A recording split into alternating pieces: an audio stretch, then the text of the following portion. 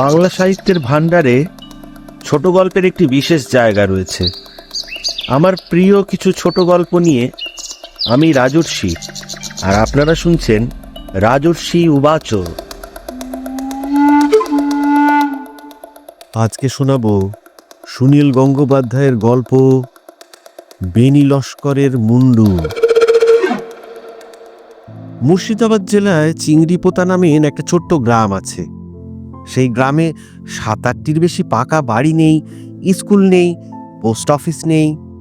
শুধু প্রতি শনিবার একটা হাট বসে। অনেক দূর দূর থেকে মানুষ আসে। সেই গ্রামের মানুষ অধিকাংশই গরিব হিন্দু আর মুসলমান। কিছুই দেখার নেই সেই গ্রামের। শুধু যেখানে হাট হয় তার মাঝখানে সাদা পাথরের তৈরি একটি মানুষের মূর্তি বসানো আছে। মূর্তিটি বেশ পুরনো, একজন বুড়ো মতন বাঙালি ভদ্রলোকের মূর্তি। চোগা চাপকান পরা, মুখখানি কেমন দুঃখী দুঃখী। মূর্তিটার পায়ের কাছে ইংরেজিতে কিছু একটা লেখা ছিল, এখন এত অস্পষ্ট যে বোঝাই যায় না। হাটে যে সমস্ত মানুষ আসে তারা কেউ জানে না মূর্তিটা কার। পুরনো দিনের কথা আমরা বড় তাড়াতাড়ি ভুলে যাই। গ্রামের যেসব ছেলেরা চায়ের দোকানে কিংবা নদীর ধারে আড্ডা মারে, তাদের জিজ্ঞেস করলেও বিশেষ কিছু বলতে পারে না। দু একজন ঠোঁট উল্টে বলে, শুনেছি লোকটা নাকি উকিল ছিল। গ্রামের খুব বুড়ো কয়েকজন শুধু জানে ওই মূর্তিটার ইতিহাস। আমি এক সময় মুর্শিদাবাদ জেলার কয়েকটি গ্রামে পায়ে হেঁটে ঘুরেছিলাম। চিংড়িপোতা গ্রামের মধ্যে ঘুরতে ঘুরতে হঠাৎ খুব বৃষ্টি আসায় আমি দৌড়তে দৌড়তে গিয়ে একটা পাকা বাড়িতে আশ্রয় নিয়েছিলাম। সেই বাড়ির মালিক আব্দুল রব আমাকে খুবই খাতির যত্ন করেছিলেন, চমৎকার চমৎকার খাবার খাইয়েছিলেন। সে রাত্রিরে আমাকে আর আসতে দেননি, তার বদলে অনেক গল্প শুনিয়েছিলেন। সেইখানেই আমি এই বেনি মাধব লস্করের গল্প শুনি। সে অনেক দিন আগের কথা। তখন আমরা জন্মাইনি, আমাদের বাবারাও জন্মায়নি। আমাদের ঠাকুরদারা দাদুরা তখন খুব ছেলে মানুষ হয়তো। সে সময় আমাদের দেশে পুরোপুরি ইংরেজ রাজত্ব। আমরা তখন পরাধীন জাতি। রাস্তায় ঘাটে সাহেবদের দেখলে এদেশের মানুষ ভয়ে দূরে সরে যায়। আদালত বিচারালয়ে বেশিরভাগ হাকিম আর বিচারকও ছিলেন সাহেব। মুর্শিদাবাদের একটি মহকুমা শহরের আদালতে একজন সামান্য মুক্তার ছিলেন এই বেনি মাধব লস্কর। তখনকার দিনে ছোট উকিলকে বলা হতো মুক্তার। লোকে বলতো বাংলা জানা উকিল, কেননা আদালতে উকিল ম্যাজিস্ট্রেট সবাইকেই তো তখন ইংরেজিতে কথা বলতে হতো। মুক্তাররা বাংলা ইংরেজি মিশিয়ে কোনো রকমে কাজ চালিয়ে নিত। মুক্তার কথাটা অবশ্য আরবি শব্দ, ইংরেজিতে বলা হতো মুক্তিয়ার। যাই হোক, সেই আদালতে আরো ২-৩ জন বড় উকিল ছিল, মুক্তার ছিল। তাদের মধ্যে বরদা রায় আর মোহন মোল্লার কাছেই বেশি মক্কেল আসত। বুড়ো বেনি মাধব লস্করের ভাগ্য ছিল খুবই খারাপ। সে একটু তোতলা ছিল বলে সে যখন উত্তেজিত হয়ে কিছু বলতে যেত তখন তখন সবাই হেসে ফেলত। তাই মক্কেলরা কেউ তার কাছে সহজে আসে না। আদালতের সামনে একটা বটতলায় সে হ্যাংলার মতন বসে থাকে, আর লোকজন দেখলেই বলে ওঠে, এই যে এই যে এখানে আসুন, বাবা ভালো মুক্তার। নিহাত গরিব লোক ছাড়া বিশেষ কেউ আসে না তার কাছে। খুব কম পয়সা দিয়ে কাজ সারে। সারাদিনে বেনি মাধব লস্করের ৮ আনা ১ টাকার বেশি রোজগারই হয় না। বেনি মাধবের মুখে কেউ কখনো হাসি দেখেনি, সব সময় গোমড়া মুখ। সেটা তার রোজগার কম হয় বলেই নয়, আসলে তার খুব মাথা ধরার অসুখ। সবসময় তার ভীষণ মাথা ধরে থাকে। তখন তো আর এত রকম মাথা ধরার ওষুধ বেরোনি যে টপ করে দুটো বড়ি খেয়ে নিলেই সেরে যাবে। নানা রকম কবিরাজি হাকিমি ওষুধ খেয়েও তার কিছুই হয়নি। মাঝে মাঝে তার যন্ত্রণা এত বাড়ে যে সে দুহাত দিয়ে মাথাটা চেপে ধরে ছটফট করে। কিন্তু এই বেণীমাধব লস্করই একদিন সবার কাছে দারুণ কৌতূহলের বিষয় হয়ে দাঁড়ালো। ব্যাপারটা শুরু হলো এইভাবে। একদিন আদালতের টিফিনের সময় বেণীমাধব লস্কর বাইরের সেই বটতলায় বসে আছে মক্কেলের আশায়। মাথার ব্যথাটা খুব বেড়েছে, দুহাত দিয়ে চেপে ধরে আছে মাথাটা। এই সময় একজন জোয়ান চেহারার মুসলমান তার সামনে এসে দাঁড়ালো, বলল, কর্তা, আমার একটা গরু চুরির মামলা আছে। বেণীমাধব উৎসাহিত হয়ে উঠে বলল, কি কি মামলা? বসো বসো এখানে, ভালো করে বলো।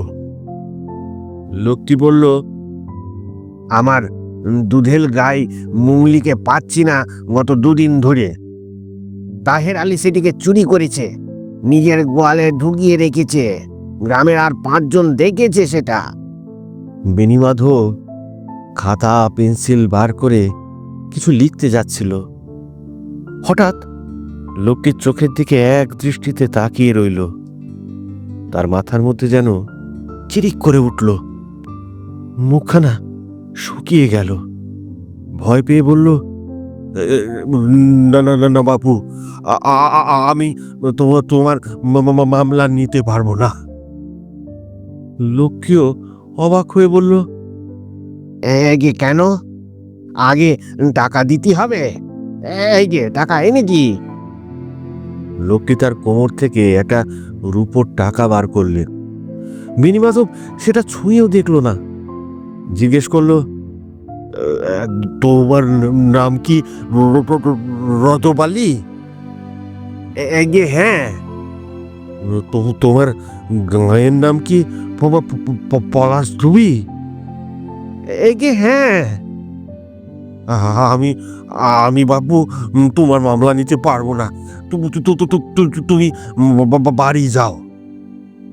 লোকটি রেগে উঠে বলল, কেন বাড়ি যাব কেন? অন্য উকিল মুক্তার নাই? ভীমরতি ধরেছে বুড়োর।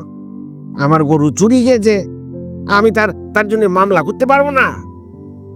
বেণীমাধব বলল, ভালো চাও তো বাড়ি যাও। লোকটি কি বুঝলো কে জানে, আর কথা বাড়ালো না।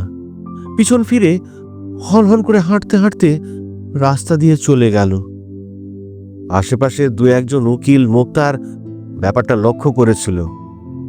তারা সবাই অবাক। বেণীমাধবের এমনি মক্কেল জোটে না, আর চকচকে রূপোর টাকা দেখেও সে মক্কেল ফিরিয়ে দিলে।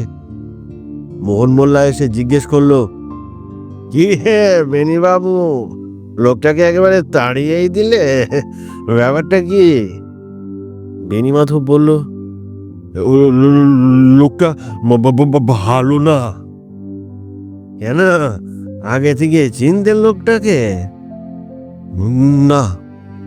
তাহলে গরু চুরির মামলা নিয়ে এসেছে, লোকটা ভালো কি খারাপ তা দেখার দরকার কি? না না হে মোল্লা সাহেব, একটা একটা অদ্ভুত ব্যাপার হলো। লোকটাকে আমি আগে থেকে তো চিনতাম না, কিন্তু ওকে দেখার পরই আমার মাথার মধ্যে চিরিক করে উঠল। কে যেন আমার মধ্যে বলল, ওই লোকটা পলাশ ধুবির রজবালি, ওর মামলা নিও না। বটে বটে, এই যে তাজ্জব কথা। আহা, শুধু তাই নয়, লোকটার মুখের দিকে তাকিয়ে আমি আর একটা জিনিস দেখলাম। একখানা যেন ছবি দেখলাম। এই রজ্জবালি একখানা মস্ত বড় দা নিয়ে একটা 17-18 বছরের ছোকরার ঘাড়ে কোপ মারছে, আর মারতে মারতে তাকে একেবারে মেরেই ফেললো। এই লোকটা খুনি। মোহন মোল্লা হাসিতে ফেটে পড়ে বলল, আজকাল কি আফিং ধরেছ নাকি, না গাঁজা টাজা খাচ্ছ? বেণীমাধব অসহায়ভাবে বলল, না না না, বিশ্বাস করো, সত্যি কথা বললাম। মোহন মোল্লা হাসতে হাসতে সবার কাছে এই গল্প করলো। সবাই ভাবলো বুড়োর এবার মাথা খারাপ হয়েছে, জেগে জেগেই স্বপ্ন দেখছে। গল্পটা ছড়িয়ে পড়লো অনেকের মধ্যে। এখন বেণীমাধবকে দেখলেই লোকে হাসে, কিন্তু 2-3 দিন বাদে সত্যি সত্যি পলাশডুবির রজ্জব আলী মানুষ খুনের দায়ে ধরা পড়ল পুলিশের হাতে। সে তার প্রতিবেশীর 17-18 বছরের ছেলেকে মেরে কচুরিপানার তলায় লুকিয়ে রেখেছিল। লোকে একটু অবাক হলো। কেউ কেউ ভাবলো ওই খুনের সময় নিশ্চয়ই বেণীমাধব কোনো ক্রমে দেখে ফেলেছিল, সেই কথাটাই বলেছে অন্যভাবে। এর দিন 10 বাদে বেণীমাধব আর একটা আশ্চর্য কাজ করে ফেলল। সেদিন আদালতে একটা বড় মামলা চলছিল। অনেকেই সেটা দেখতে এসেছে। শশধর কুণ্ডু বলে একটা লোক একসঙ্গে 3 জনকে খুন করেছে। আজ সেই শশধর কুণ্ডুর বিচারের শেষ দিন, নির্ঘাত তার ফাঁসি হবে। অন্য অনেকের সঙ্গে বেণীমাধবও শুনছিল এক কোণে বসে। হাতে তার কোনো কাজই নেই। মাথার যন্ত্রণাটা তার আজকে আবার বেড়েছে। দুহাত দিয়ে শক্ত করে মাথা চেপে ধরে বসে আছে। হঠাৎ সে চেঁচিয়ে উঠল, শশধর কুণ্ডু নির্দোষ, শশধর কুণ্ডু নির্দোষ। সবাই চমকে উঠল। আদালত চলার সময় এই রকম ভাবে চেঁচিয়ে ওঠা খুব বেআইনি। হাকিম হচ্ছেন চার্লস উইলবারফোর্স। ছোকরা বয়স, ভীষণ রাগী। তিনি বললেন, সাইলেন্স। বেণীমাধব তবু বলল, শশধর কুণ্ডু নির্দোষ, হুজুর, ওকে ওকে ফাঁসি দেবেন না। হাকিম বললেন, সাইলেন্স, এই মুক্তিয়ারকে নিকাল দেও। বেণীমাধব উঠে দাঁড়িয়ে বলল, ইওর অর্ডার, আমাকে একদিন টাইম দিন।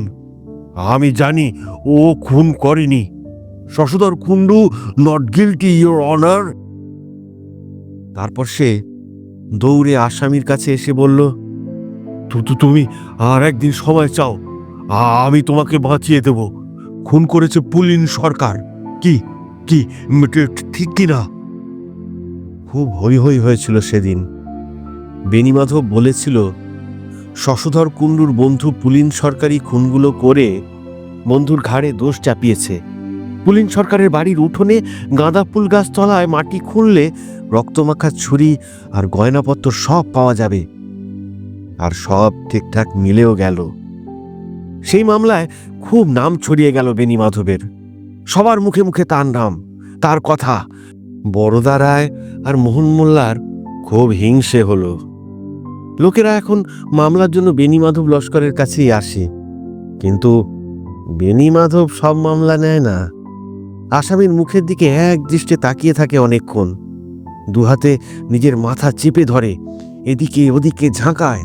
তারপর এক সময় বলে, না বাপু, তোমার মামলা আমি নিতে পারবো না, তুমি অন্য রাস্তা দেখো। কিংবা কারুকে আবার বলে, হ্যাঁ, তোমার মামলা আমি নেব। কোনো হেকিমের সাধ্য নেই তোমাকে শাস্তি দেয়। সত্যি সত্যি তার কথা মিলে যায়। যে মামলা সে নেয় না, সেটা নির্ঘাত হার হয়। সে যে কটা নেয়, প্রত্যেকটা জিতিয়ে দেয়। তার নাম রটে গেল হারা মামলার ধন্বন্তরী হিসেবে। সে নিজেও বাড়ির সামনে একটা সাইনবোর্ড ঝুলিয়ে দিল ওই রকম, হারা মামলার ধন্বন্তরী। পছন্দ মতো হারা মামলা লইয়া থাকি। সাফল্যের গ্যারান্টি 100%। ফিজ 4 টাকা প্রতিদিন। দরদস্তুর নাই। পরপর কয়েকটি মামলায় প্রায় অলৌকিকভাবে জিতে যাবার ফলে বেণীমাধবের নামে সম্ভব অসম্ভব অনেক রকম গল্প রটতে লাগলো। বেণীমাধবের রোজগার অনেক বেড়ে গেলেও তার এই সৌভাগ্য যে বেশি দিন থাকবে না, তাও বোঝা যায়। তার মাথার মধ্যে সব সময় এখন অসম্ভব যন্ত্রণা। প্রতিটি মামলার পর সে আরো বেশি অসুস্থ হয়ে পড়ে। তার আয়ু আর বেশি দিন নেই। এর মধ্যেই স্থানীয় জমিদার নন্দরায়ের ছেলে মধু একটা মামলায় জড়িয়ে পড়ল।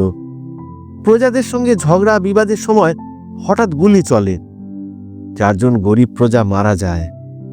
জমিদারের ছেলে মধুরাই গুলি চালিয়েছে, কিন্তু জমিদার বলেছেন গন্ডগোলের সময় মধু সে তল্লাটে ছিলই না, সে ছিল বহরমপুরে। তার অনেক সাক্ষ্য প্রমাণ আছে। ডিস্ট্রিক্ট ম্যাজিস্ট্রেট খুব কড়া, তিনি মধুরায়ের নামে সমন জারি করেছেন। এই সব মামলায় বড় বড় উকিল ব্যারিস্টার লাগে, কিন্তু জমিদার মশাই বেণীমাধব লস্করকে ডাকবার জন্য পালকি পাঠিয়ে দিলেন। বেণীমাধব তখন খুবই অসুস্থ, তবু জমিদারের ডাক এলে না গিয়ে উপায় নেই। পালকিতে যখন উঠতে যাচ্ছে তখন একজন বৃদ্ধ চাষি হাউমাউ করে কেঁদে এসে বলল, বাবু গো, তুমি এ মামলা লিও না, দুশ্মনটা আমার ছেলেকে মেরেছে, আমার ছেলেকে। বেণীমাধব বলল, আমি ন্যায়ের পক্ষে, অন্যায়ের পক্ষে যাবার ক্ষমতা আমার নেই, তাহলে আমি মরে যাব। জমিদার মশাই বেণীমাধবকে খাতির করে বসালেন। রূপোর গড়গড়ার নল তার হাতে তুলে দিয়ে বললেন, চিংড়িপোতা গাঁয়ের 50 বিঘে জমি আমি তোমার নামে লিখে দেব। শেষ বয়সে তুমি নিশ্চিন্ত হয়ে খেতে পারবে। বেণীমাধব জিজ্ঞেস করল, আগে হুজুর, আমায় কি করতে হবে? জমিদার বললেন, শোনো, কতগুলো গুন্ডা শ্রেণীর লোক আমার পাইক বরকন্দাজদের আক্রমণ করে। আমার পাইকরা আত্মরক্ষার জন্য গুলি চালায়। তা সে মামলা আমি পরে চালাবো, কিন্তু ব্যাটারা আমার ছেলে মধুর নামের সঙ্গে জড়িয়েছে। আরে বাবা, আমার মধু তখন ছিল বহরমপুরে।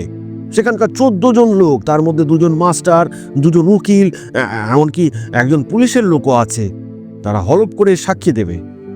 মধুর কোনোই হাত নেই এর মধ্যে, আর আর তার বিরুদ্ধে কোনো প্রমাণও নেই। বেণীমাধব বিনীতভাবে বলল, তাহলে হুজুর, যে কোনো ভালো উকিলই এই মামলা জিতিয়ে দেবে। আমার মতন সামান্য মোক্তারকে ডেকেছেন কেন? সাহেব এবার একটু হাসলেন, তারপর বললেন, মুক্তিয়ার, এ কথা কি সত্যি যে তুমি মানুষের মুখ দেখলেই বুঝতে পারো যে সে দোষী না নির্দোষ? বেণীমাধব চুপ করে রইল। সাহেব আবার বললেন, আমার পেশকার আমাকে এ কথা বলেছে, মুন্সিও বলেছে, আরো অনেকেই এ কথা বলেছে। সমস্ত জেলার লোক এ কথা বিশ্বাস করে। ডিস্ট্রিক্ট ম্যাজিস্ট্রেট পর্যন্ত চিঠি লিখে আমার কাছে এ কথা জানতে চেয়েছে। হুজুর, আমি সামান্য লোক। না, আমি লক্ষ্য করেছি, যে কটা মামলা তুমি নাও ঠিক ঠিক জিতে যাও। এর রহস্য কি? সব খুলে বলো। তোমার তোমার কোনো ভয় নেই। হুজুর, সব বিশ্বাস করবেন কিনা জানি না, অনেক দিন ধরেই আমার মাথার মধ্যে খুব যন্ত্রণা হয়। ইদানিং কোনো মক্কেলের চোখের দিকে তাকালেই যন্ত্রণাটা বেড়ে যায়। এক সময় মাথার মধ্যে চিড়িক করে ওঠে, আর কে যেন ফিসফিস করে বলে দেয় সেই লোকটি দোষী না নির্দোষ। How interesting! এর ব্যাখ্যা কি? জমিদার নন্দরায়ের বহু অনুরোধের পরেও বুড়ো বেণীমাধব কিছুতেই মামলা নিতে রাজি হলো না। আর এর কিছুদিনের মধ্যেই বেণীমাধব ভীষণ অসুস্থ হয়ে পড়ল। ডাক্তার ডাকা হলো। ডাক্তার জবাব দিলেন। খবর ছড়িয়ে পড়ল, বুড়ো বেণীমাধব মৃত্যুশয্যায়। এদিকে এই খবরও রটে গেছে যে সাহেব মৃত্যুর পর বেণীমাধবের দেহ পোড়াতে দেবে না। ম্লেচ্ছ ডাক্তাররা শরীরটা নিয়ে কাটা ছেঁড়া করবে। স্থানীয় হিন্দুরা খুব রেগে গেল। এটা এটা তাদের ধর্মের অপমান। লাঠিসোঁটা নিয়ে তারা এগিয়ে এলো। কিছুতেই দেহ নিতে দেবে না। স্থানীয় মুসলিমরাও বলল, এটা ভারী অন্যায়, এটা এটা সত্যিই অন্যায়। সাহেবরা ধর্মে হাত দিচ্ছে। খুব গণ্ডগোলের সম্ভাবনা দেখে জেলার ম্যাজিস্ট্রেটও এসে হাজির হলেন, সঙ্গে একজন ডাক্তার নিয়ে। সবাই মিলে ভিড় করে রইলেন বেণীমাধবের ঘরে। বেণীমাধব চোখ বুজে বিছানায় চিত হয়ে শুয়ে আছে, হাত দুখানা বুকের উপর জোর করা। বিড়বিড় করে কি যেন বলছে, শোনা যায় না। একেবারে মুখের কাছে কান নিলে বোঝা যায় সে বলছে, তোমরা তোমরা আমাকে ক্ষমা করো। আমি জমিদারের ছেলের মামলা নিইনি।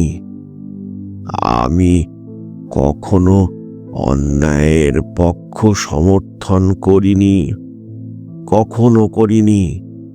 ভগবান জানেন, কখনো করিনি। ডাক্তার নাড়ি ধরে বসেছিল। একসময় হতাশভাবে ছেড়ে দিয়ে বলল, সব শেষ। হাকিম সাহেব ব্যগ্রভাবে জিজ্ঞেস করলেন, সব শেষ?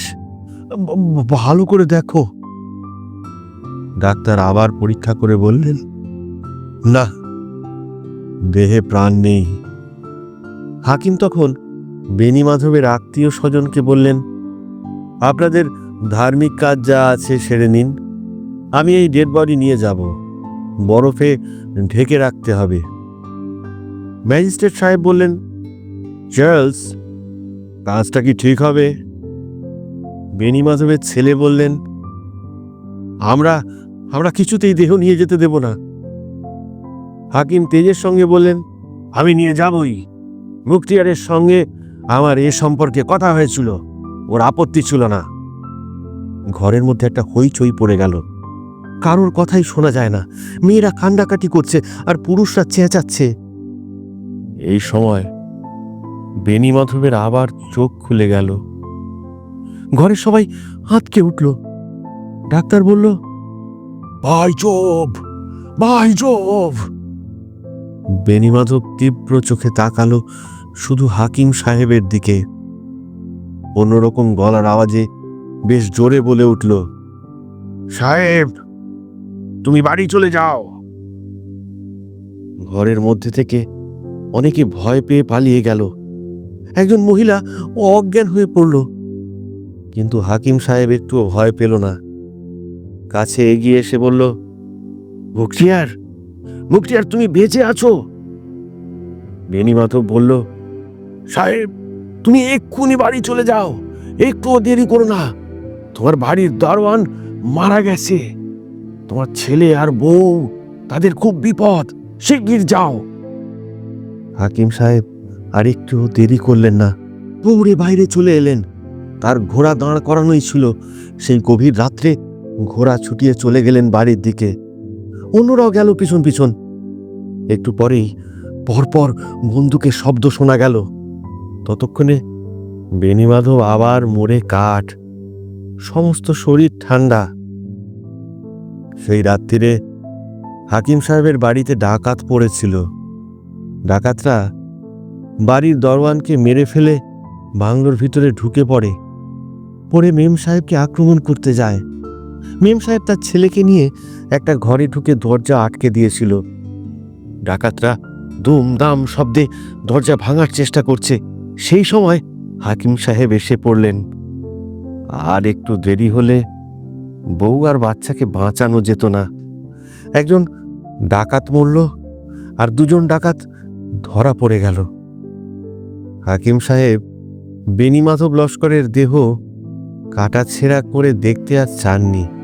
তার বদলে তিনি নিজের খরচে বেণীমাধবের একটা পাথরের মূর্তি তৈরি করিয়ে তার গ্রামে স্থাপন করে দিয়েছিলেন। তলায় লিখে দিয়েছিলেন শেক্সপিয়ারের একটি লাইন, স্বর্গে মর্তে এমন এমন ব্যাপার আছে হরিশিও, যা তুমি কল্পনাও করতে পারো না।